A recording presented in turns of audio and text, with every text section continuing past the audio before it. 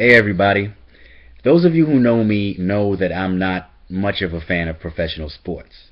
However, I am a fan of ESPN's talk show host Stephen A. Smith. I like a lot of what he has to say, and I pretty much always like the way he says it. So it definitely caught my attention when I saw that the other day he participated in an impact symposium at Vanderbilt University in Nashville, Tennessee. He was talking about the participation of black Americans in the political process and the results of that participation. He expressed an interesting hope. He said he wished that just for one election, every black American would vote Republican. Why? He was hoping that the black community could send a message that they are not in the Democratic Party's back hip pocket, essentially. Basically, Stephen A.'s point was that the more monolithically a given demographic group supports a single political party, and the more they refuse to support any other party under any circumstances, the less they can hope to have their issues genuinely dealt with by the political class, because they'll give the party that they support an incentive to take them for granted, and they'll give the party or parties that they refuse to support an incentive to write them off, essentially. I agree completely with him. I think he's totally right about that.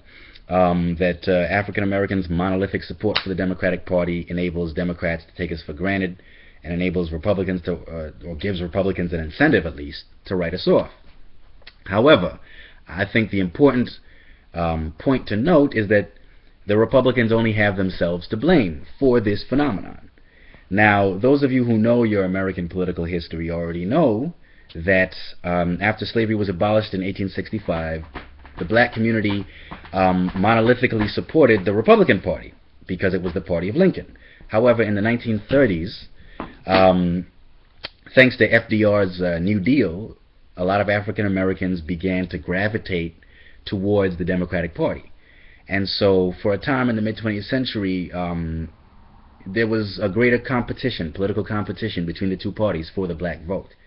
And then by the 1960s, during the Civil Rights Movement, particularly when Presidents Kennedy and Johnson came out publicly in support of the Civil Rights Movement's aims, and particularly when President Johnson signed the Civil Rights and Voting Rights Acts into law, that's when African Americans became monolithic Democrats.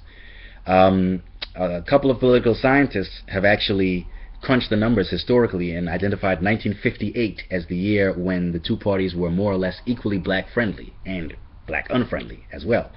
But after that they diverged, and since then, of course, since the 60s, Republicans have too often catered and pandered to racist elements in the electorate, particularly in the South, but to some extent across the whole country. And Democrats have enjoyed very rock-solid support from black voters when black folks turn out to vote at all. So ultimately, I think the GOP only has itself to blame.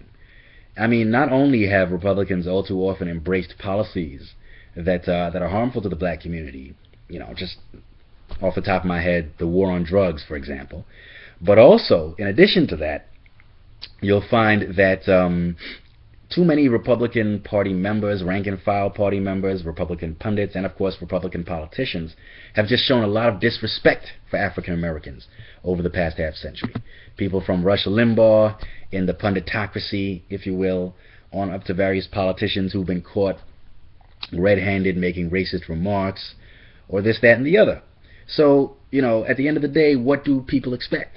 Of course, African Americans are going to view the Republican Party with a great deal of distrust and suspicion. I think they're totally justified in taking that attitude, given the policies the GOP has tended to support, and given the overall attitude of the party towards the black community over the past half-century, and the kinds of people in the electorate to whom it tends to cater. So I would say that while it would be great to see Republicans become more politically competitive with black voters, at the end of the day, it's the Republican Party that needs to change its tune in order to make that development take place. In order to make that happen, Republicans have to show black folks that they are ready, willing, and able to do the right thing by the black community. And so far, there hasn't been enough evidence of that willingness. Now, there are exceptions, of course. I find Senator Rand Paul of Kentucky has made a lot of, I think, valuable and praiseworthy strides in this area in the 4 years or so that he's been on the scene, 4 or 5 years. But we need to see more of that. We need to see more Republicans taking those kinds of steps and making those gestures, and we need to see more of them showing, once they're actually in power, that they will actually do things that do demonstrably redound to Black America's benefit. Without that, there's no hope for any change in this area, nor should there be any change in this area.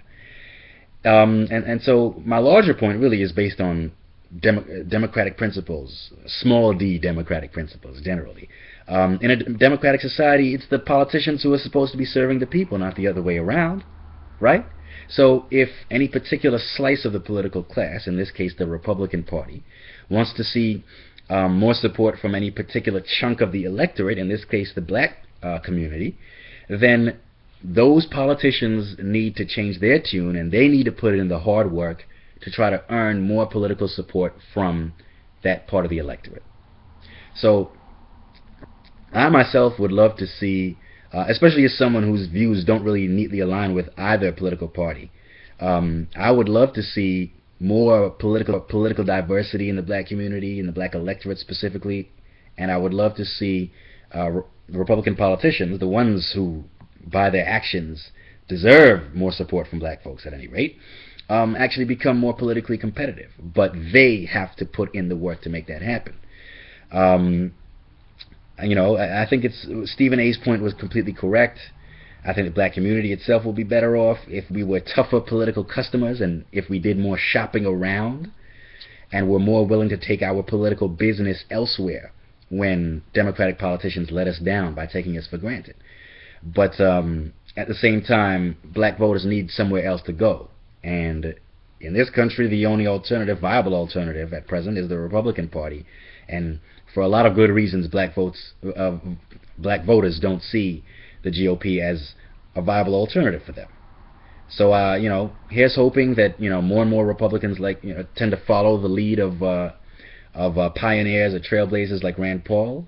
And here's hoping that over the years and decades, because obviously this transformation can't happen overnight, here's hoping that that transformation does take place, and that my children and grandchildren and people their age in the black community have a lot more political options available to them than we do. Sayonara.